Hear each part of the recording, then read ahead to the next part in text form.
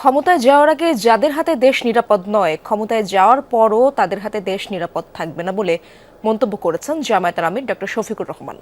নোয়াখালীর নির্বাচনী জনসভায় তিনি আরও বলেন, জামায়াত ক্ষমতায় গেলে কাউকে মিথ্যা মামলা দেবে না, মামলা বাণিজ্য করবে না। এর আগে ফেনীর জনসভায় তিনি বলেন, ক্ষমতায় গেলে অগ্রাধিকার ভিত্তিতে নারীর মর্যাদা ও নিরাপত্তা নিশ্চিত করবে জামায়াত। আরও জানাচ্ছেন সহকর্মী ফয়সাল মাহমুদ, ছবি তুলেছেন এস.এম. লুৎফর রহমান। বিজলি কেবলসের স্কিন কোটেড ইনসুলেশন আগুন প্রতিরোধী। বিজলি কেবলস, নিরাপদ আজীবন। সাবেক তিনবারের প্রধানমন্ত্রী বেগম খালেদা জিয়ার পৈতৃক ভূমি ফেনী জেলায় প্রথমবারের মতো জামায়াতে ইসলামের নেতৃত্বাধীন ১১ দলীয় জোটের নির্বাচনী জনসভায় বক্তব্যের শুরুতেই তিনবারের প্রধানমন্ত্রী বেগম খালেদা জিয়াকে স্মরণ করেন জামায়াতের আমির। শ্রদ্ধার সাথে স্মরণ করছি পিতৃভূমি ফেনীর মানুষ, সাবেক প্রধানমন্ত্রী, বিএনপি সাবেক চেয়ারপারসন বেগম খালেদা জিয়াকে।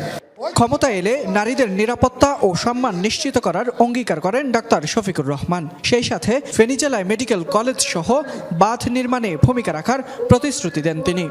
ঘরে চলাচলে এবং কর্মস্থলে ৩ জায়গায় 2টা জিনিস অগ্রাধিকারের ভিত্তি আগেই আমরা নিশ্চিত করব ইনশাআল্লাহ। একটি হচ্ছে মায়ের মর্যাদা, আরেকটি হচ্ছে তাদের অবশ্যই আমরা নিরাপত্তা নিশ্চিত করব। এই 2 জিনিস এখন নেই, আমরা বদ্ধপরিকর, ইনশাআল্লাহ আমরা এটা করব। একসময়ের বিএনপির ঘাঁটি হিসেবে পরিচিত দক্ষিণাঞ্চলের এই জনপদে নিজেদের শক্তিমত্তার জানান দিল জামায়াত ইসলামী। অন্তত আজকের এই নির্বাচনী জনসভার উপস্থিতি সেই বার্তাই দিচ্ছে। এখন দেখার বিষয়, আগামীর জাতীয় সংসদ নির্বাচনে এই নির্বাচনী সমাবেশ কতটা প্রভাব ফেলে। এরপর নোয়াখালী জেলা স্কুল মাঠে জনসভায় যোগ দেন জামায়াতের আমির।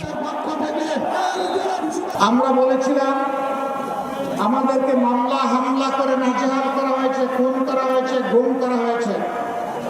আমরা এই ধরনের মিথ্যা মামলা দিয়ে কাউকে হয়রানি করব না, কোনো মামলা বাণিজ্য করব না। আপনারা সাক্ষী, আমরা মামলা বাণিজ্য করি নাই। ক্ষমতায় যাওয়ার আগে যাদের হাতে দেশ নিরাপদ নয়, ক্ষমতায় যাওয়ার পরেও তাদের হাতে নিরাপদ থাকবে না বলে মন্তব্য করেন জামায়াতের আমির। ক্ষমতায় যাওয়ার আগে দেশের জনগণ যাদের হাতে নিরাপদ নয়, ক্ষমতায় যাওয়ার পরে আরো বেশি ঝুঁকিপূর্ণ হয়ে পড়বে। লক্ষ্মীপুরের জনসভা শেষে নির্বাচনী প্রচারণা করবেন জামায়াতের আমির। ফয়সাল মাহমুদ, যমুনা নিউজ, নোয়াখালী।